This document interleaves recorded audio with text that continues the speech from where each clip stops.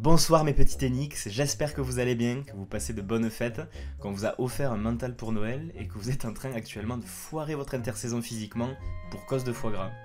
Profitons comme il se doit des fêtes, mais je vous avoue que je trépigne déjà d'impatience à l'idée que la planète tennis reprenne ses droits.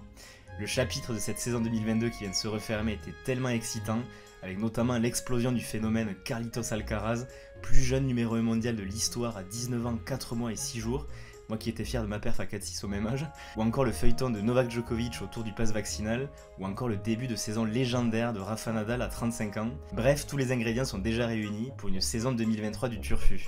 Vite sortons de cette mini déprime hivernale qui est un véritable calvaire pour les fans de tennis. Mais en attendant janvier et la canicule australienne, on n'a pas grand chose à se mettre sous la dent, si ce n'est quelques exhibitions à droite à gauche, comme la Diriyah Cup, qui est la dernière en date, organisée en Arabie Saoudite début décembre et remportée par Tyler Fritz contre Medvedev en finale. Et cela tombe bien car c'est précisément la thématique de cette vidéo, qui sera également la dernière de l'année. Je reviendrai sur le sujet en conclusion, mais comme promis, nous allons mettre la lumière aujourd'hui sur les exhibitions les plus incroyables de l'histoire de la balle jaune, ces événements tennistiques XXL, réputés pour leur record d'affluence, leur concept novateur, ou encore leur cadre insolite. Donc sans plus tarder, c'est parti!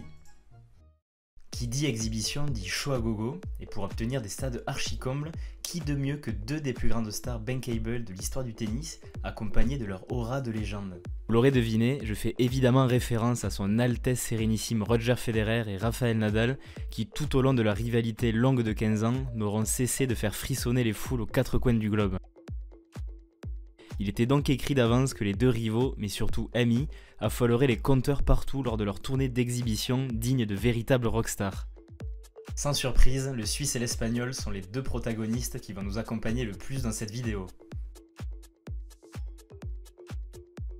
Alors on va monter gentiment en puissance avec leur partie insolite de 2011 qui avait pour but de promouvoir l'ATP 250 du tournoi de Doha, car je trouve qu'on parle pas beaucoup du Qatar en ce moment. Durant chaque édition, les organisateurs de l'épreuve profitaient du passage des deux champions pour les mettre en scène de manière originale. En 2011 donc, ces derniers avaient tapoté la balle sur l'eau sur un court immergé créé spécialement pour l'occasion. Je comprends mieux pourquoi on dit qu'on marche sur l'eau quand on est en surconfiance. Toujours dans le même décor, les Qatariens avaient fait fort un an auparavant en 2010 pour promouvoir leur tournoi grâce à leurs ambassadeurs de luxe. En plein cœur du souk de Doha, Nadal et Federer s'étaient retrouvés sur une sorte de tapis volant tendu à quelques mètres au-dessus du sol par des câbles. Les contes des mille et une nuits n'ont qu'à bien se tenir.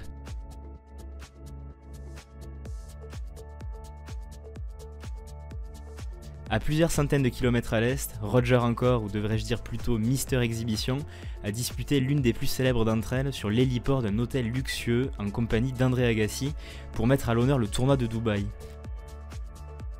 En marge de la compétition en 2005, les deux hommes avaient échangé quelques balles sur un court improvisé en gazon à plus de 200 mètres d'altitude.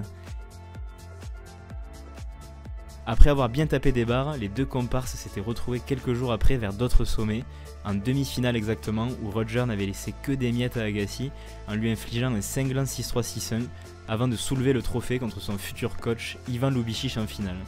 Bref, le Suisse avait survolé tout Dubaï cette année-là, au sens propre comme figuré. Il est l'heure désormais de changer de continent, je vous propose de poser nos valises au Mexique où Roger encore, c'est presque un pléonasme, avait disputé un match grandiloquent avec Alexander Zverev lors de leur tournée en Amérique du Sud en 2017. Les deux hommes avaient fait escale dans plusieurs grosses villes, mais c'est bien à Mexico qu'ils avaient livré une performance historique. Dans une arène de corrida chauffée à blanc, le maestro et l'allemand avaient tout simplement battu à l'époque le record de la plus grande affluence pour un match de tennis avec 42 517 spectateurs. Un événement XXL que ce cliché historique avait pu immortaliser depuis les cieux.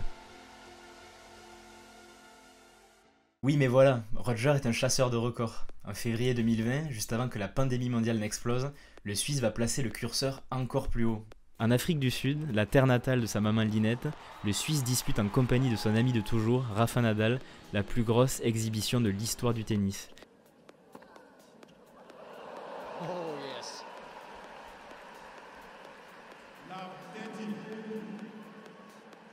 Organisé dans le cadre de sa fondation qui vise à promouvoir l'éducation en Afrique, l'événement avait rassemblé 51 954 spectateurs dans le Cape Town Stadium, un stade traditionnellement réservé au rugby. Pour mesurer ce chiffre vertigineux, il faut se dire qu'il est l'équivalent de 2 fois le cours Arthur Ashe de l'US Open. Cela pose les bases. Avis aux montagnards maintenant, cette exhibition insolite organisée en 2011 par l'Open WTA d'Autriche devrait vous plaire. Celui-ci a lieu chaque été à Bad Gastein, une fameuse station de sport d'hiver nichée au cœur des Alpes autrichiennes.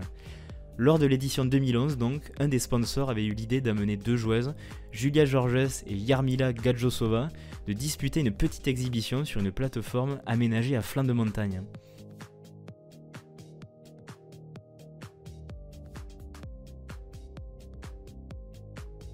A noter que l'ivresse des sommets n'aura pas du tout réussi à l'allemande et l'australienne, puisque toutes deux ont signé un magnifique first dans la foulée. Restons dans la nature encore avec la tournée de promotion de Rafael Nadal et de Novak Djokovic, effectuée à la fin de la saison 2013 en Amérique du Sud. Les deux hommes avaient notamment effectué une séance de tir au but à la Bombonera de Boca Juniors, avant d'improviser un petit match sur un bateau, juste au pied du Perito Moreno, l'un des plus grands glaciers du monde. Les images sont particulièrement impressionnantes.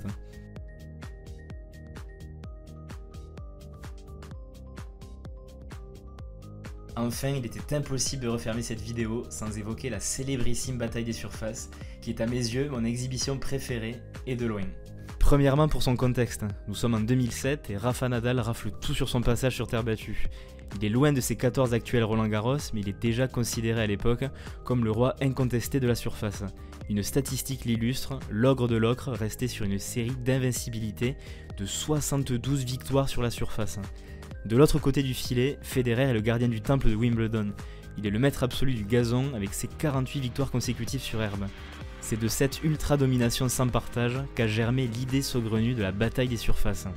Et si les deux légendes s'affrontaient sur un cours hybride mi-terre battue, mi-gazon, afin de les départager. Ce Roland-Bledon ou ce Wimbledon-Garros, au choix, avait été organisé à Palma de Majorque, l'île natale du taureau de Manacor, dans une enceinte pleine à craquer. Selon ses organisateurs, l'événement avait été suivi par 200 millions de téléspectateurs à travers le monde. Pour ce match unique en son genre, les règles avaient été exceptionnellement légèrement modifiées. Les changements de côté avaient été allongés à 2 minutes au lieu des 90 secondes réglementaires, afin que les joueurs puissent changer de chaussures et jouer avec des semelles adaptées à chacune des deux surfaces. Après un long combat, c'est finalement Rafa qui s'était imposé devant son public 7-6 au 3ème set.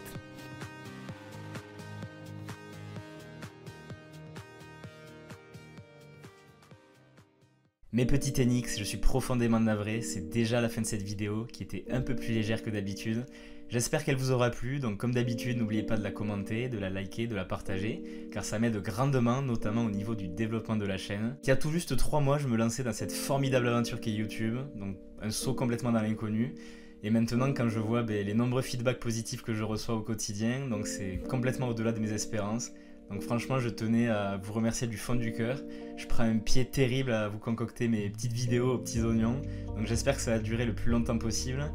Et je dois vous dire que j'ai plein de beaux projets qui commencent à fleurir dans ma tête et qui verront le jour en début d'année prochaine, mais je ne vous en dis évidemment pas plus. D'ici là, profitez comme il se doit de ces fêtes de fin d'année, chérissez vos proches, mais surtout ne forcez pas trop sur la bouffe parce que je vous rappelle que vous devez vous entraîner pour maîtriser le twinner.